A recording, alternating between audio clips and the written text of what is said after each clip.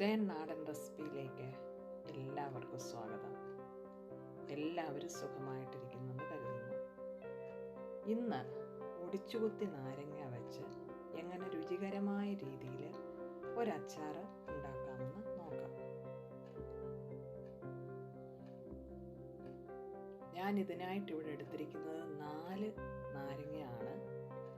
ഇതിൻ്റെ രണ്ടറ്റവും ആ ഞെടുപ്പ് കണ്ടിച്ചു കളഞ്ഞതിന് ശേഷം ഇത് ചെറുതായിട്ട് ഇതുപോലെ അരിഞ്ഞെടുക്കുക. ഇതാണിതിൻ്റെ ഫസ്റ്റ് സ്റ്റേജ്.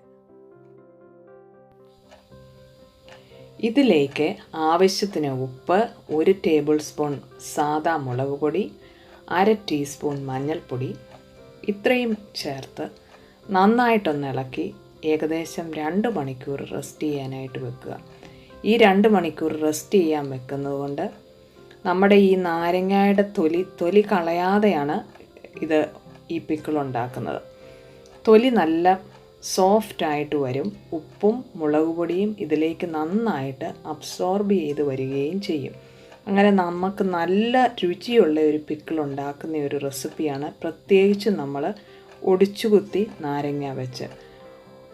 ഒത്തിരി അധികം കട്ടിയുള്ള തൊലിയുള്ള നാരങ്ങ ആണെങ്കിൽ ആ തൊലി ചെത്തിക്കളയാനായിട്ട് ശ്രദ്ധിക്കുക.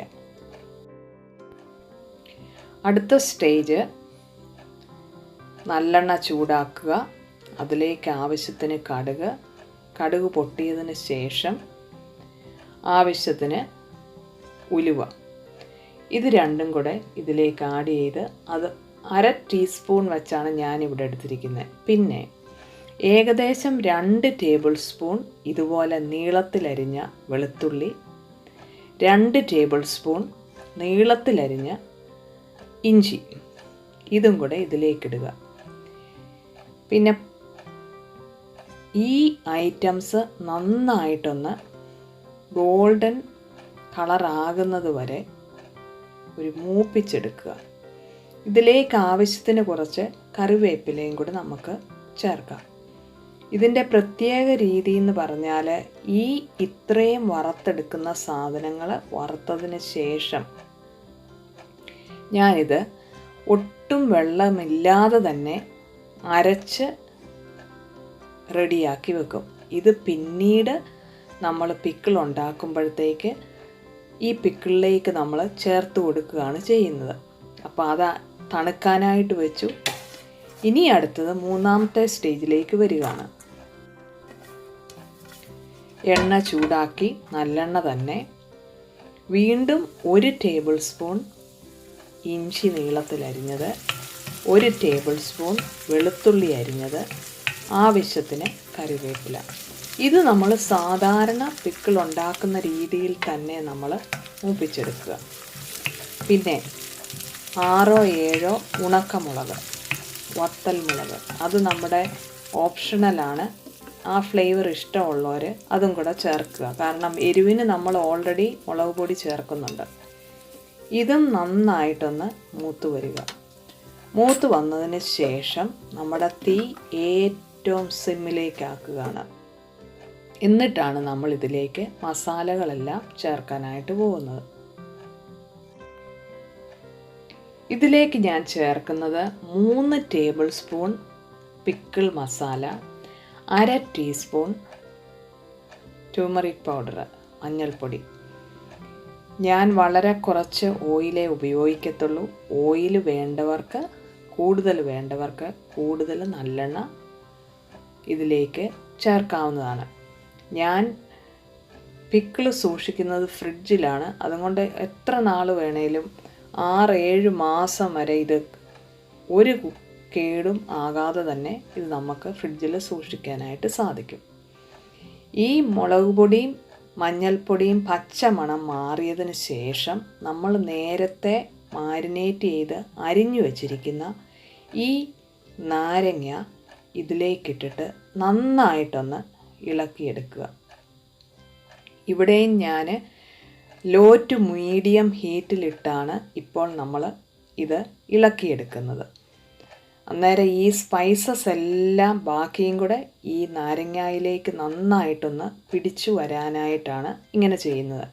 പിന്നീട് ഒത്തിരി തീ കൂട്ടത്തുമില്ല. ഒത്തിരി തീ അങ്ങോട്ട് കൂട്ടി വെച്ചാലുള്ള കുഴപ്പം എന്നാന്ന് ചോദിച്ചാൽ ഈ നാരങ്ങയുടെ തൊണ്ടങ്ങ് ഒത്തിരി അധികമായിട്ട് വെന്ത് പോകുന്നതിന് ഇടയാകും.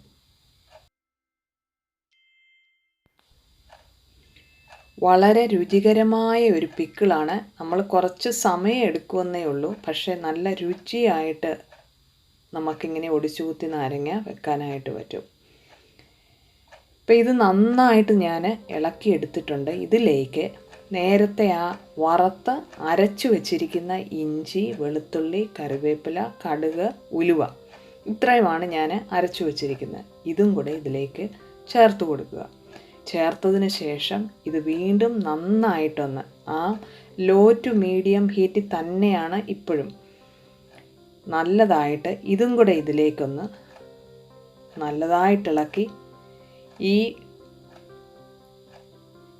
നാരങ്ങയിലേക്ക് ഇതും കൂടെ ഒന്ന് പിടിച്ചു വരാനായിട്ട് ഇളക്കി കൊടുക്കുക. ഇപ്പോൾ ഇതും ഇളക്കി കൊടുത്തു. ഇനി അടുത്ത സ്റ്റേജ് ഒരു 3/4 കപ്പ് തിളപ്പിച്ചാറിച്ച വെള്ളം ഇതിലേക്ക് ഒഴിച്ചു കൊടുക്കുക.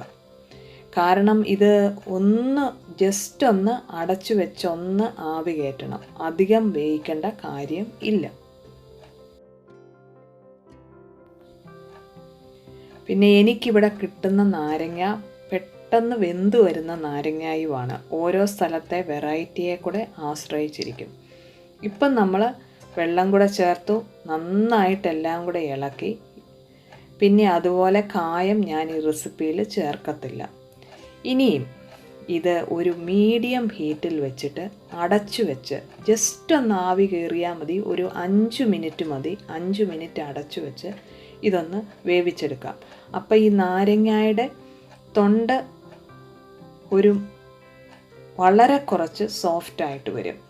എന്നാലങ്ങ് ഒത്തിരി സോഫ്റ്റ് ആകത്തുമില്ല. ഇത് ഇപ്പോൾ നിങ്ങൾക്ക് കാണാൻ പറ്റും. നമ്മുടെ നാരങ്ങ കറി ഞാൻ പിക്കിള് സ്റ്റൗ ഓഫ് ചെയ്തു. ഇതിലേക്ക് ഞാൻ ഒരു 1 ടേബിൾ സ്പൂൺ ബ്രൗൺ ഷുഗറാണ് ഇതിലേക്ക് ചേർത്ത് കൊടുക്കുന്നത്. അത് ഓപ്ഷണലാണ്. ആ ഷുഗർ ചേർത്ത് കൊടുക്കും. ബ്രൗൺ ഷുഗർ ഇല്ലെങ്കിൽ വൈറ്റ് ഷുഗർ ചേർത്ത് കൊടുത്താലും മതി. ഞാൻ പ്രിഫർ ചെയ്യുന്നത് ബ്രൗൺ തന്നെയാണ്. ഇതും കൂടെ അതിലേക്ക് ചേർത്തിട്ടുണ്ട്. ഇപ്പോൾ നമ്മളുടെ ഒടിച്ചുകുത്തി നാരങ്ങ അച്ചാർ റെഡി ആയിട്ടുണ്ട്. തണുത്ത് കഴിയുമ്പോൾ നമുക്ക് ഏതെങ്കിലും കുപ്പിയിലിട്ട് സൂക്ഷിക്കാം. നിങ്ങൾക്ക് ഈ വീഡിയോ ഇഷ്ടപ്പെട്ടെങ്കിൽ ലൈക്ക് ചെയ്യുക. ആദ്യമായിട്ട് കാണുന്നവരാണെങ്കിൽ സബ്സ്ക്രൈബ് ചെയ്യുക. ഫ്രണ്ട്സിലേക്ക് ഷെയർ ചെയ്യുക. Signing off, Shaina Thomas.